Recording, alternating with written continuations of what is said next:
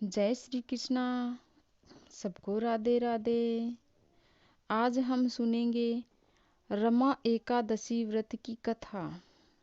धर्मराज युधिष्ठिर ने कहा, हे दीन बंधु दीनानाथ, हे दयालु केशव, अब जनहित हेतु आप आगे की कथा कहने का कष्ट करें। श्री मुरारी बोले, हे नृपश्रेष्ठ, आप कार्तिक कृष्ण पक्ष की कथा जिसे रमा एकादशी कहते हैं सुने। इस व्रत में धूप दीप नैवेद्य पुष्प आदि से विष्णु भगवान का पूजन कर आरती करें। एकादशी को ब्राह्मणों को भोजन कराकर दक्षिणा देवें। अब सुने ये कथा। दीपावली के 4 दिन पूर्व पड़ने वाली कार्तिक के कृष्ण पक्ष की एकादशी को लक्ष्मी जी के नाम पर रमा एकादशी कहते हैं। मुचकंद नाम का एक राजा था। उसके चंद्रभागा नाम की एक सर्वगुण संपन्न कन्या थी। राजा ने उसका विवाह चंद्रसेन नाम के एक राजा के शोभन नाम के पुत्र के साथ कर दिया।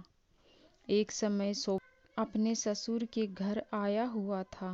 तभी कार्तिक मास की कृष्ण पक्ष की पुण्यदायिनी रमा एकादशी का दिन था। राजा बहुत ही धर्मात्मा था। वह उसकी प्रजा भी बहुत धर्मात्मयी थी।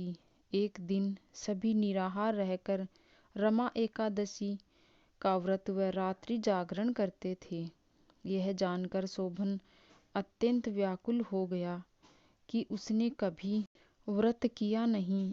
अगर व्रत करना पड़ा तो निराहार रहने से तो मैं अवश्य मर जाऊंगा। कहते हैं, यदि मन साथ न दे, कमजोर रहे, तो तन भी साथ नहीं देता। सो सचमुच ही निराहार शोभन की आत्मिक व शारीरिक कमजोरी से मृत्यु हो गई।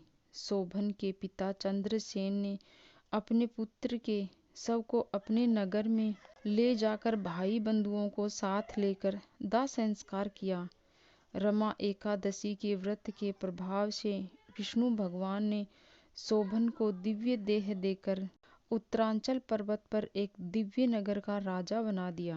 सब सुखों से पूरित अप्सराओं से युक्त उस नगरी में रहते हुए शोभन अपनी पत्नी चंद्रभागा की याद में व्याकुल रहता था।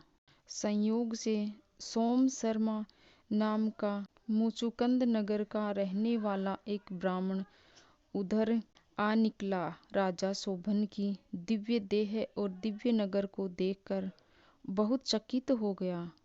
उसने राजा शोभन को बताया कि उसके विरह में चंद्रभागा अत्यंत दुखी है।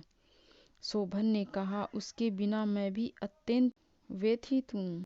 आप चंद्रभागा से जाकर कहिए कि वह हमारे से मिलने के लिए कोई उपाय करे। ब्राह्मण ने जाकर चंद्रभागा को सब हाल बताया।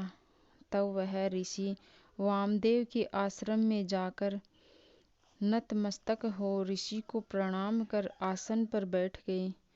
अपनी व्यथा का वृतांत बता कर उसने उपाय पूछने लगी। उसने कहा कि 8 वर्ष की अवस्था से इस व्रत को कर रही हूँ। आप कुछ ऐसा करें कि पति के साथ सुखपूर्वक रहूं। तब ऋषि ने तप मंत्र व चंद्रभागा के व्रत के सम्मिलित प्रभाव से चंद्रभागा को भी दिव्य देह की प्राप्ति हो गई और वह अपने पति के पास उत्तरांचल पर्वत पर दिव्य नगर में सुखपूर्वक रहने लगी।